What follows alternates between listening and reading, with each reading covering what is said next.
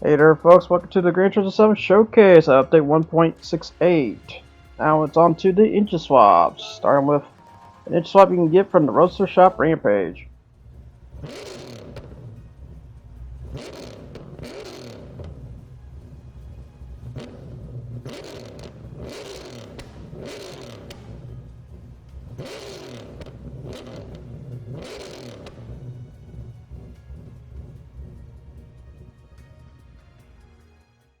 Which the card that can accept that motor is the Chevelle SS454 1970.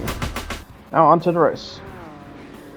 So the Chevelle SS454 with the Rampage is a very fast motor, but a huge trade-off though.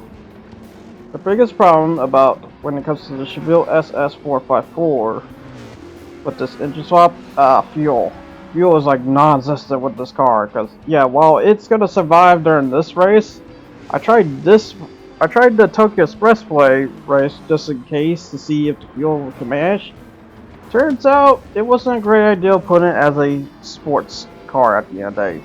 But yeah, mind you, sports car, you know, like the lowest factor of kind of car you could bring to a grade 4 race is something like this.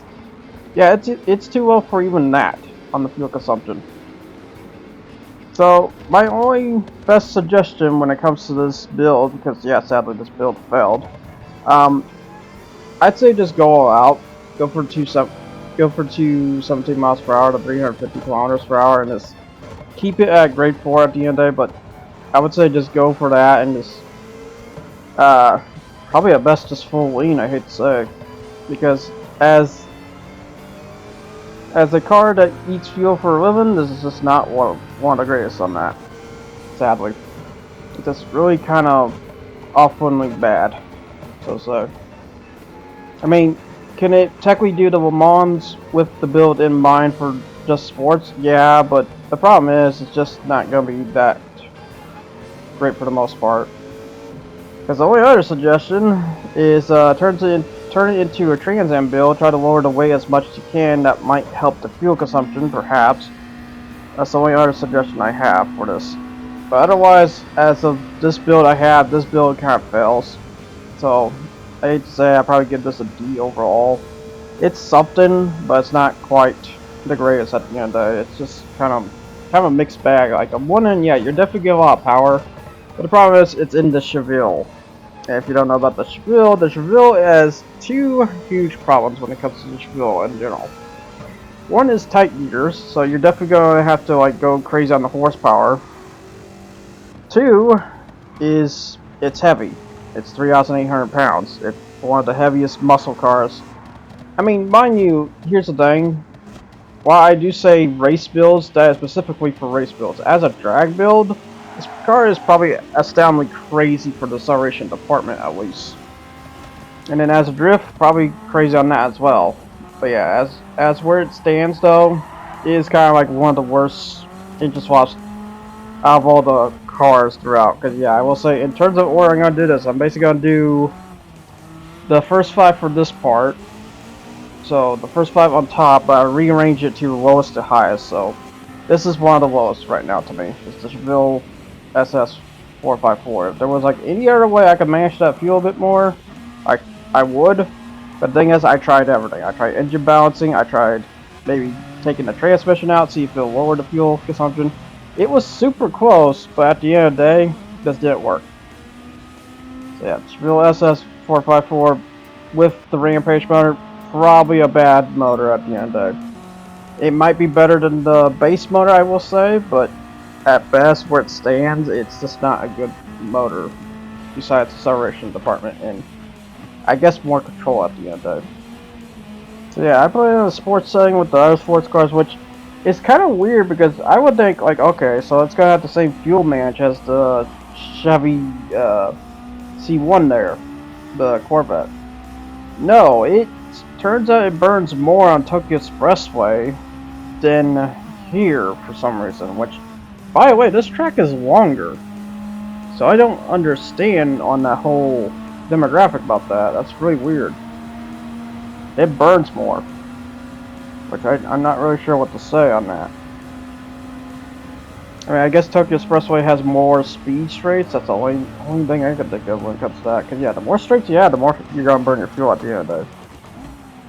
But I just didn't think it was that bad of a difference. I mean, I know Grand Valley has a lot of corners and stuff, but I really thought the burn factor would be kind of similar to that at the end of it. But turns out no. You will burn more at the end there, which is very odd on that part. It's very weird too on that at the end there. Yeah, so we got the Julia Peugeot 206 GTI at Abar. But yeah, speaking of Abar, we'll be seeing the EngineSwaps for that one too, because yeah, it's here as well. Got the Suzuki Swift Sport, the FTO GP version. Yeah, looking bad with noise, but sadly slow as heck. I don't even know why. Always kind of weird on that one.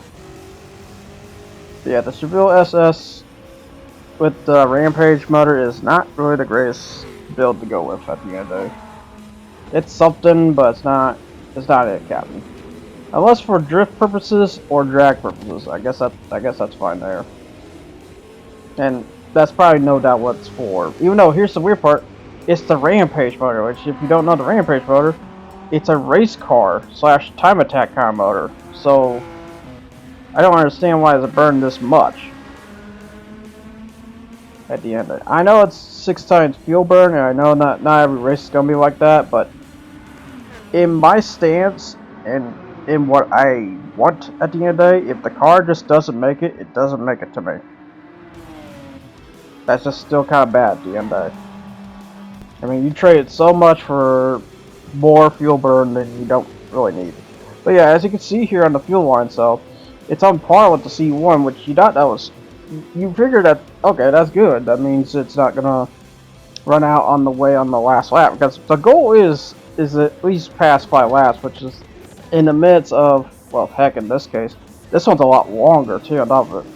About 10 to 9 minutes. If it doesn't succeed between that 10 to 9 minutes and burns that fuel, I consider that a failure. To my case on that, because a car like that shouldn't burn that much at the end of the day. But because of the 2 fundamental flaws of the Chevelle, because this is one of the cars that really should have had that tight transmission, but I get where it's at on that, because reminder, again, drag racing.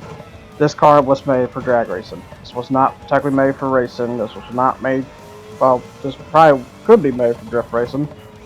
But other than that, it's a drag car through in the gutter, as the saying goes. As a race machine, not quite. You know, it's kind of weird. Like, again, this is the Rampage motor. Rampage motor is a race car motor, technically. Officially tuned race car motor. It's just kind of weird that the fuel burn is more than I thought at the end of it. It's also kind of weird. Like, again, this track is also longer too, because reminder that Tokyo Expressway is like in the time I do Tokyo Expressway, it's a minute 42-ish, like around there. This is a minute 58, and yet I still had the fuel for this. So it's really weird. I don't know if that's actually more of a fault to Tokyo Expressway or more fault to here, but anyways, on to the next EngineSwap, which the EngineSwap is coming from a Garage RCR Civic.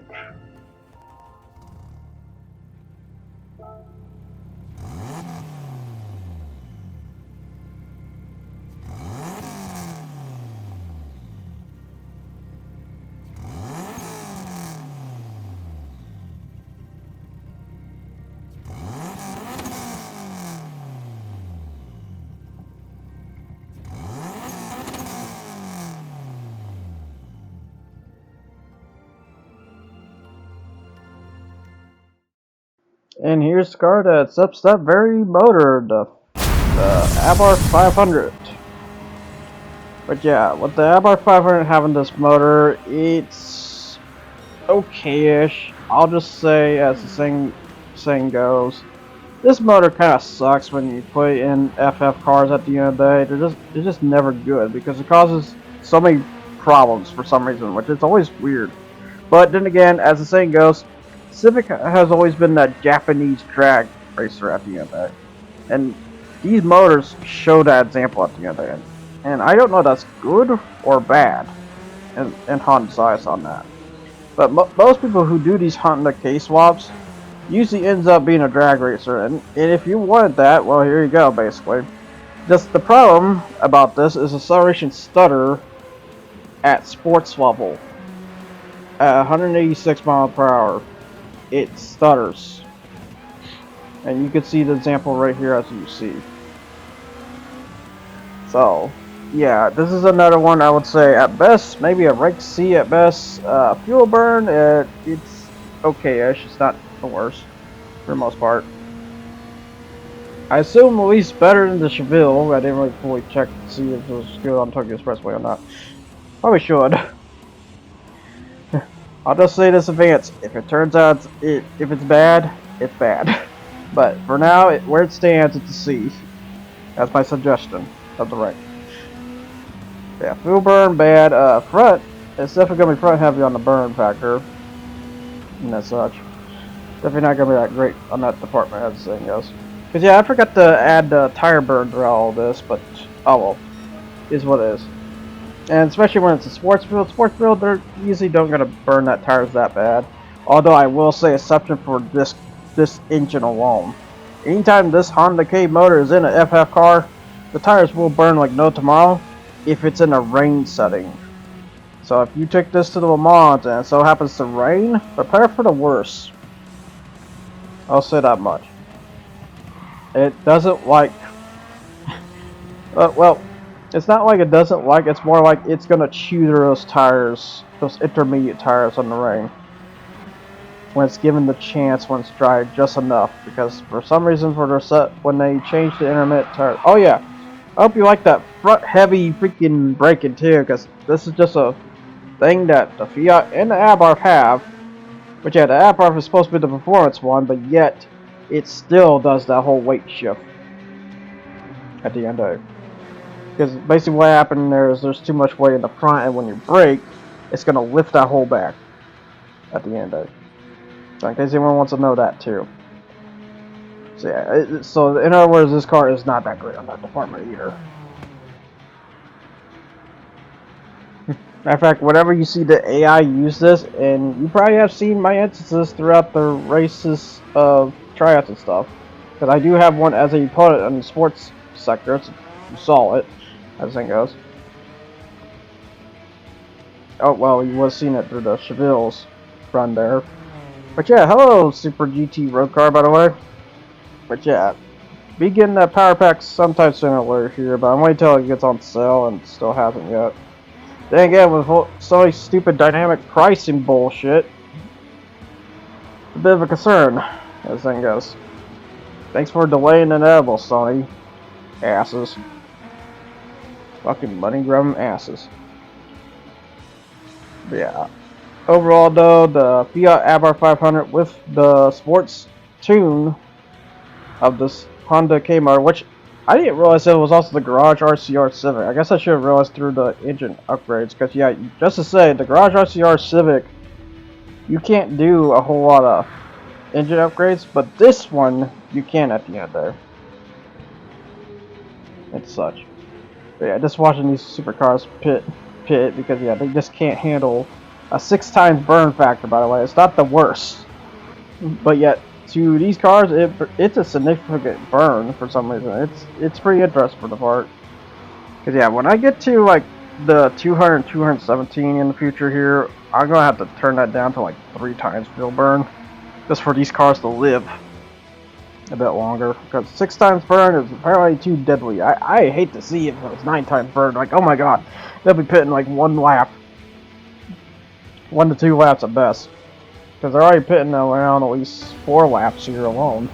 Which is, yeah, that's a lot at the end of it. But yeah, just overall, the Fiat Abarth 500 is a very... I mean, it's okay, but here's the problem. Again, the acceleration stutter is just bad. It's stoppies. If the weight is shifted too much, stoppies like a bike. Which, if you don't know what the term for that for bike means when you brake, you lift your whole front right up, causing the back to swing up. That's a stop you at the end of it. Just like a wheelie is the opposite, where you throttle and you lift the front up. You lean in so much weight in the front. Because as a person on the bike, you control the whole weight of the bike at the end of it. Or the bike wants to lean into at the end of it and such.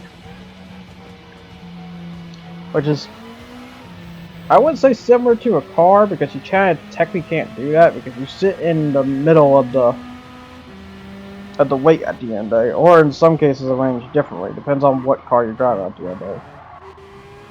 And so wherever you sit at, that's basically your weight balance at the end of it. Where a bike is, you have full control of where you want to put your weight in. So. That got into Ferrari, a 911 GT3 RS, the 2022 one, by the way. Yeah, just hilarious seeing that. And of course, the Shelby. I feel so bad, especially when I now know the true history about between Shelby and Ford now. If you haven't seen the actual history of Shelby into Ford, I recommend watching that, because your respect of Ford will go down the drain once you seen the real example. Like, oh my god, I cannot believe that. Wow. It was kind of hard to take in too. I was like, wow, holy shit, this is what happened. I don't want to really say it because it's like a whole elaborate story at the end of it, but I'll just say this: Ford, fuck you. That's all I'll say on that. That's a bit. Considering they recently tried to remove his name off of a street too recently. Big ol' fuck you. They tried to, but then they decided not to. I'm sorry, that man made you a legend to this day. That's all I'll say on that. Yep, so Abar 500 is basically a fun little car at the end of the day. Just with the Honda K motor, I don't know, I would probably suggest to stay with the regular motor. It's a C at best, but punching any higher, it's gonna get worse. That's the problem about this whole garage RCR engine. It's just not a great engine. Besides for drag racing, which here's the thing, like I said, it's like, how is this useful for drag racing when it's gonna be stutter up the ass? That's the thing. That's the one thing I just don't understand. Yeah, overall, it's not bad. Not bad for a old machine.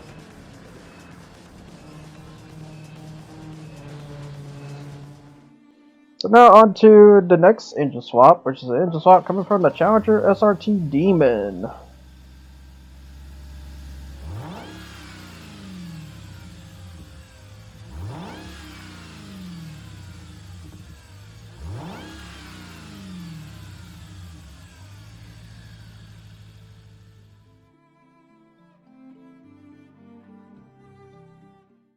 Which the car that is up in that engine is the Dodge Super B.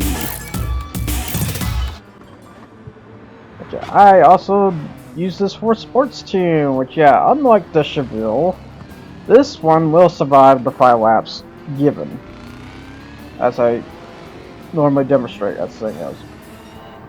So yeah, the Dodge Super B with the Hemi motor is not bad at the end of it. It's about right where it is at the line where it needs to hit at the end of it. It's a very phenomenal little motor, and for tire burn, I think the front burns a little bit more, but just be careful on that. Yeah, but yeah, as a sports build, this car kind of survives the whole fuel constraint problem that most muscle cars have.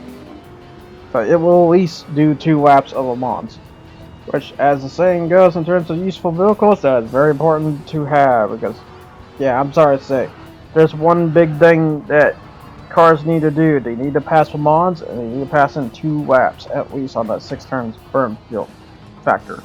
If it does not pass that 2 times burn factor in that 2 laps, I don't consider that really that good. The exception is if you lean it, though. That's actually fine, too.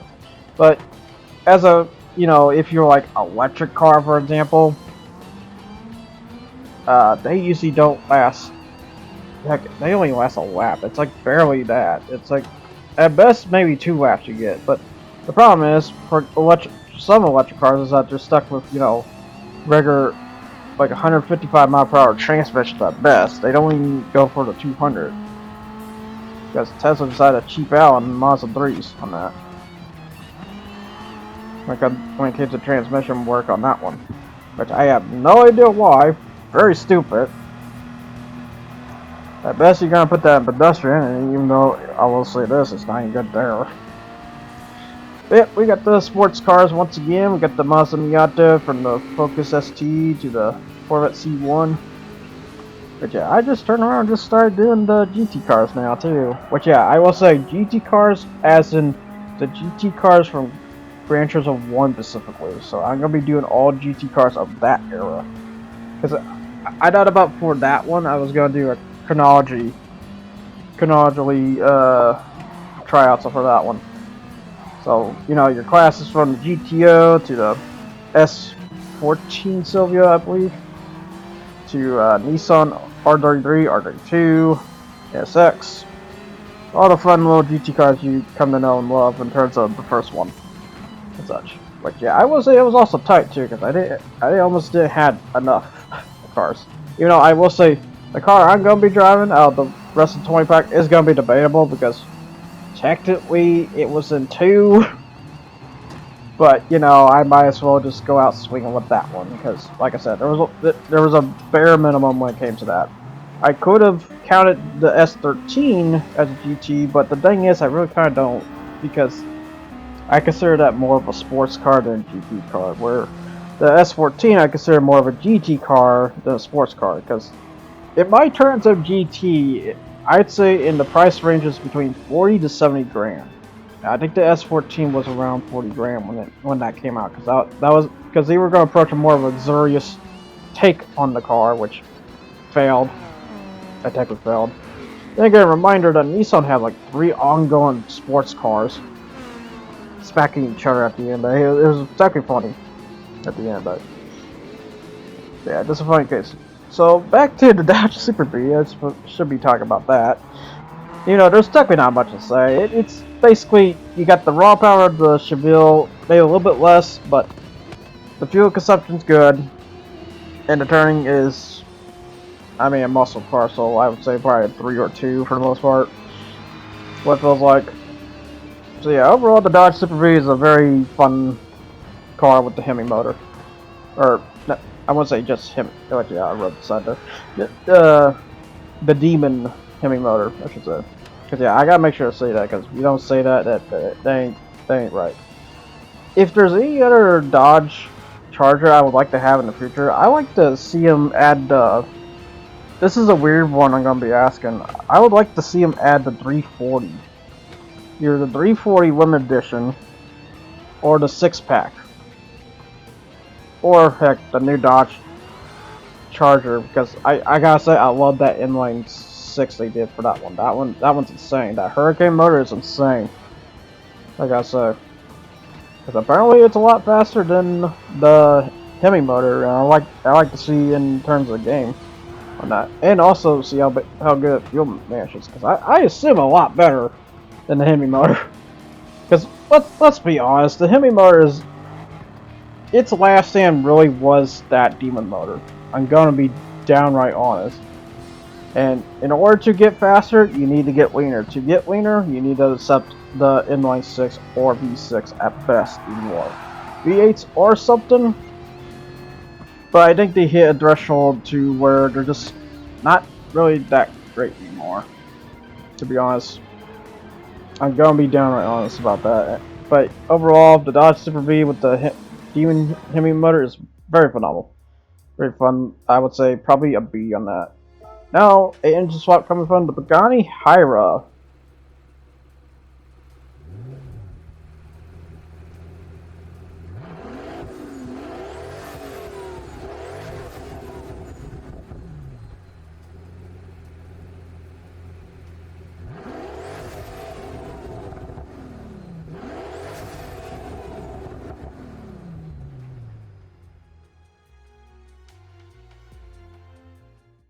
in which the Mercedes-AMG G63S 2015 is such that kind of motor. Yeah, you can stick a big old V12 in a sedan from like the older days of Mercedes, where you can have a sedan with a V12 at the end of it, and this is the one way to do it nowadays. Because yeah, I will say, in terms of what Mercedes does, I don't even think they even touch V12 when it comes to Mercedes sedans anymore. I think at best inline, I don't think inline 6, maybe V6, something like that. For inline 4, I don't know, we've hit the point where the best motor at this point is considered your inline 4s or inline 6s. Both phenomenal motors at the end of the day. And it just shows, it just clearly shows. If there's anything you can get out of V8 or V12, it's just raw power. And it shows, concerning my competitor here is a Ferrari F12. So yeah, as you can see, it's on sports hard tires compared to the racing hard tires of the other 3 candidates here, but that's because I made this mine for road car racing. Because yeah, as the saying goes, you kind of wonder if like some of these builds are pretty good for the World Touring 600, which I'll just say this, since it passed 212 there on the time, yes, it very much is pretty good at the end of it. I would say good for this though. Just don't take it to the Le Mans. Well, or you can, but you're just gonna have to wing it at the end of it. But yeah, overall I set this at, I think, at GT speed, matter of fact, funny enough. So yeah, sitting at GT speed, this little phenomenal machine can hit those times right there, as you see. But yeah, 211.8, pretty good, pretty good. That's good enough. You just need to win the World Touring 600. And the fuel doesn't burn that ridiculously bad either. Yeah, definitely I would say either a B or A for this one. Very good department on that. Yeah, and then we get the Ferrari F12 Berlinetta here giving chase, which I'm not surprised. I think it's going to be really fast. However, as you can see, its fuel is just burned like no tomorrow, because when you hit something like 600 to 800, it's definitely going to go down the drain. I hate to say, even though I think my case too, I think I hit like 600 as well. So, yeah, just to say on that. I guess I should have tossed the stats though, but overall this is hitting GT speed, but with sports hard tires to do the World Touring Car 600. If there's any other changes I probably had to do was adjust the spoiler a bit more and arrange the weight reduction, or the weight ballast at the end of it. Not reduction, ballast. It does have a weight reduction of 1, I will say, but so yeah, it's definitely okay doing the weight ballast at the end of it for that. But yeah, overall the Mercedes-AMG G63S 2015 is not a bad car with this motor at the end of the day. If anything else I had to mention, it does turn a bit rough, so I would say turning wise is probably like 3. Acceleration is definitely a 4. It's pretty quick for the most part. Fuel burn is probably well, in this game's, or this in this sports car's case, it was like 3 to 5. While sports, it kind of fails on that department. So yeah, it's definitely gonna burn more than it should. That thing goes. But that's also technically fine. That thing goes.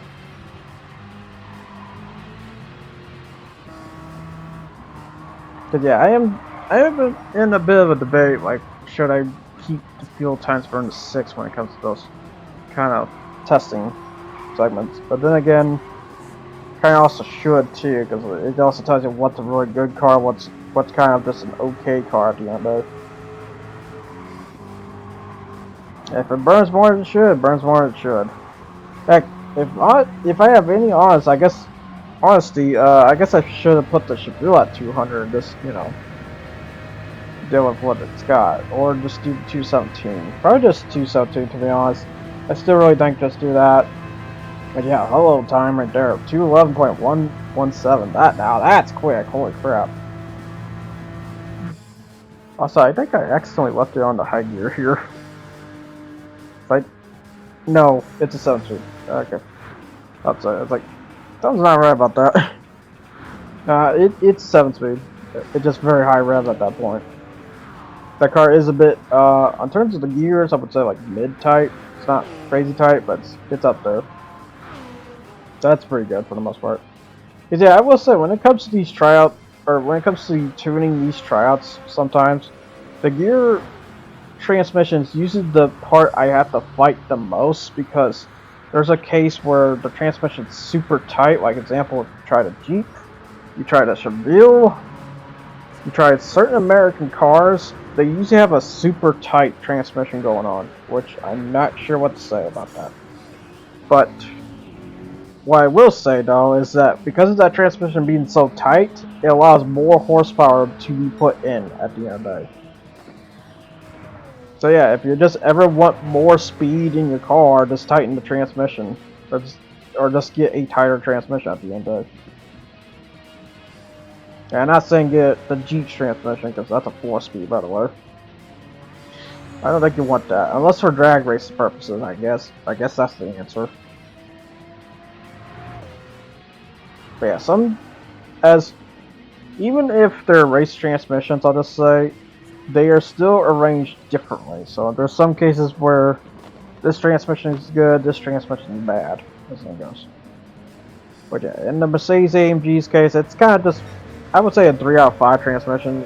I feel like I do need to talk about that more often. To say if the transmission's a slush box or transmission's tight as a whistle. So. Which in this case, the Mercedes case, is 3 out of 5, and to me it ranks, I would say, a B. It's a pretty solid racer for the road car segment. And that's what I'll say about the greatness is the Mercedes engine with the Hyra motor. Which yeah, I will say I also had D2 really. Now on to the last of the Great 5, or I say Great 5, an EngineSwap coming from the RX-7 Spirit R Type A FD 2002.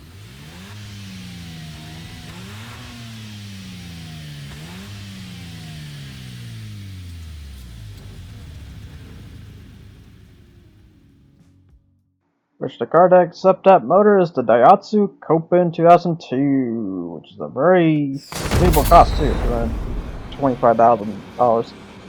Like I checked just recently too, $200,000 on the Demon Challenger, $250,000 for the Rampage, and the RCR Civic. Well, the Hyra being ridiculously high, but it makes sense because it's the Hyra, this thing goes. But yeah, the Daihatsu Copen 2002 with the RX-7 will be in the tryouts, I will say, after some managing and stuff, because at first I wasn't going to add it because this was a later ad, but then I came to realize, it's like, you know what, we're going to go ahead and add this.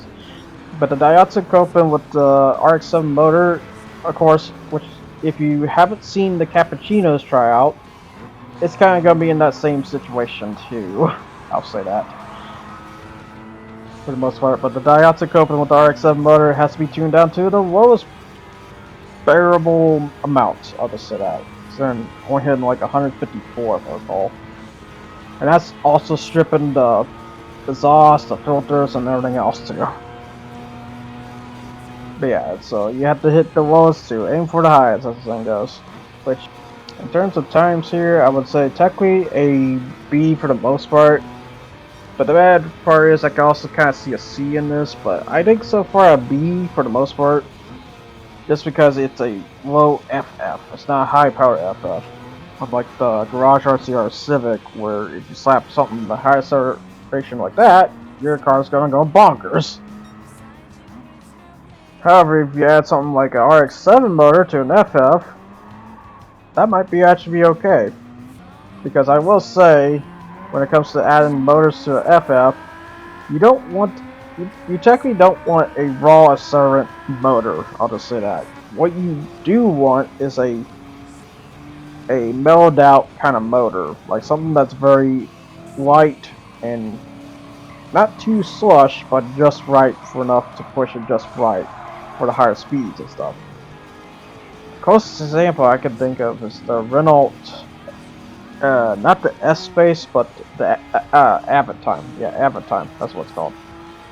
That's the one I can think of. In terms of great FFs at high power, because yeah, you can punch that motor to like 600 to 700 horsepower, and it's pretty crazy for the most part.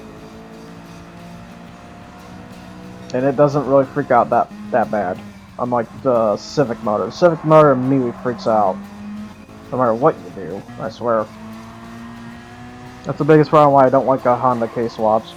Unless that K-Swap is in an FR or an R or MR.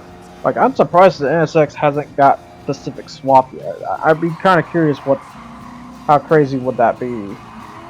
And what if Honda turned around and not only made the Civic an FF, but they made an MR Civic, which is, you know, we call it the Honda Sports at that point.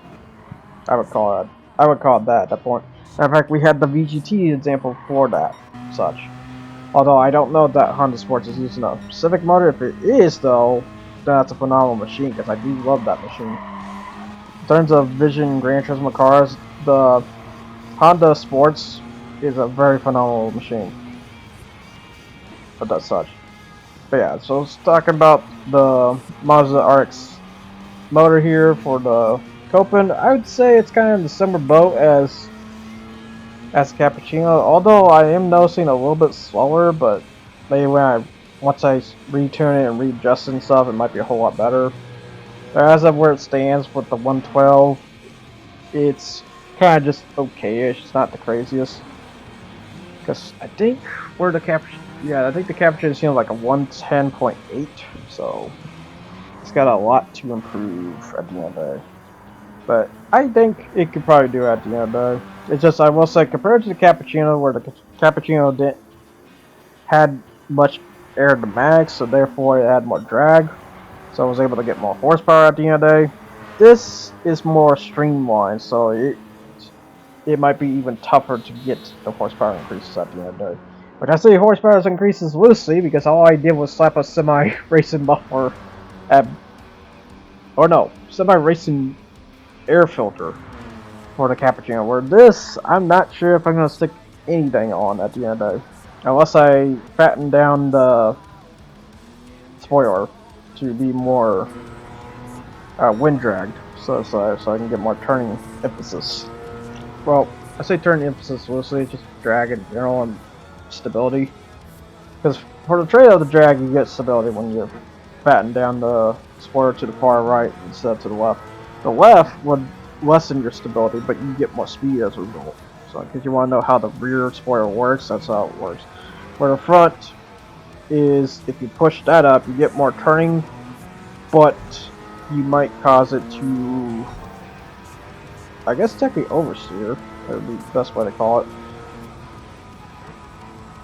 It will basically try to spin out on you at the end of it.